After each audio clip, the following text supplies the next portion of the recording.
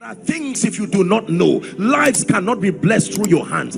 Trying in ignorance is a recipe for frustration. That's what many of us are doing. That every time your life does not capture certain results, don't start hunting for answers yet.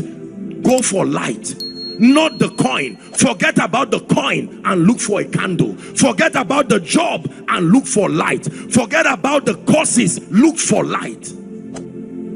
Every time your life is not answering, what you need is access to light. Respect failure as much as you respect success. In fact, fear people who have not failed.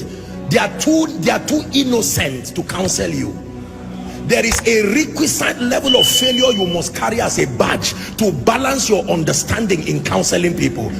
Believe me, anybody who comes to you with 100 over 100 is still a child in the school of success.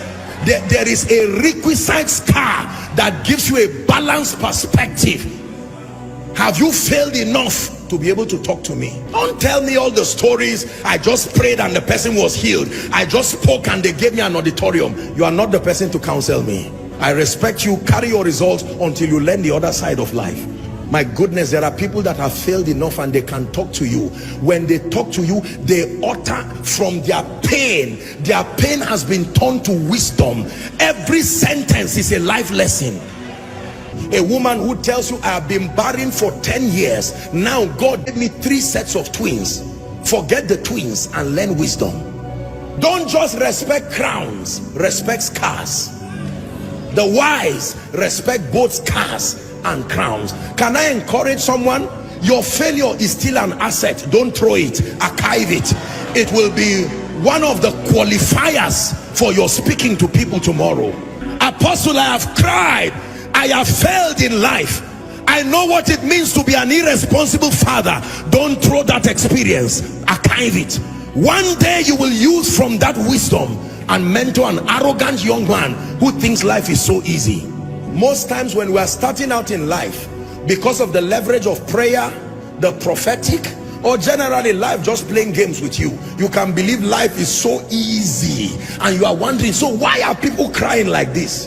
I just got married and 3 months it's been so rosy. In fact, my wife is the best thing that has happened to me. And you go online and embarrass yourself. And someone who has been married for 15 years, he said, may God help you.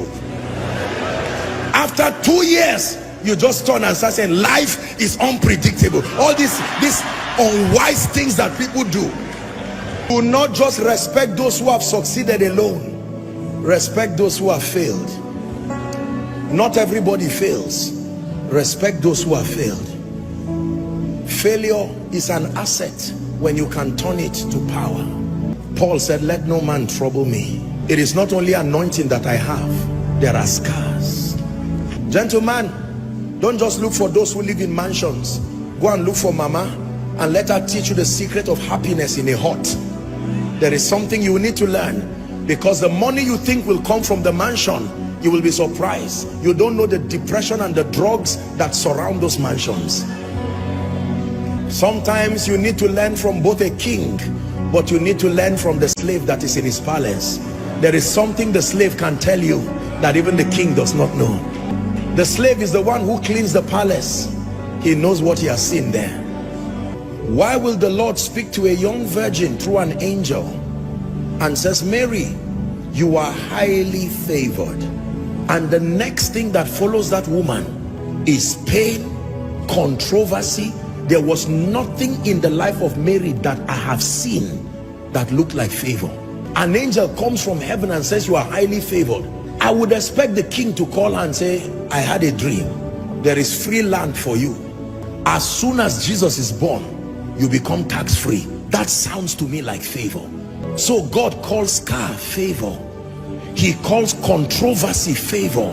He calls pain favor. Why would you say a woman is high? God is speaking to someone. Don't listen, you may cry, but don't be embarrassed about your failures again. There is something about the speaking of God, that until you are at your lowest moment, there is something about the voice of God you cannot hear. There is a pain requirement to hear certain things about God. Tonight's message is very deep. For some of you, you really will not understand it this night. You are too innocent. You have been shielded by the sacrifices of others. You may not really understand this.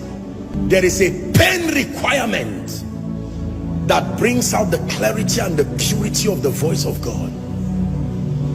There is a way a man of God fails and fails and fails in ministry, that he goes back and he says, Lord, teach me. When he writes a book about the leadership of the Spirit, read it.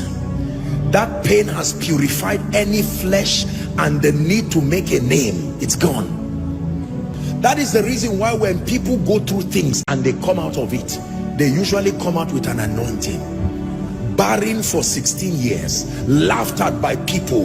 As she gets triplets, it's not only children she got. The day she speaks over you, she will terminate barrenness in a moment, because every time she sees you, like the high priest, she's touched with the feelings of your infirmity. Let me tell you the truth. You see, many of you see today that I pray for people and I'm just speaking and you see the power of God. It's not only prayer and anointing, no. There is a pain requirement that has reached down to the bowels of power and has drawn genuine, authentic spiritual power.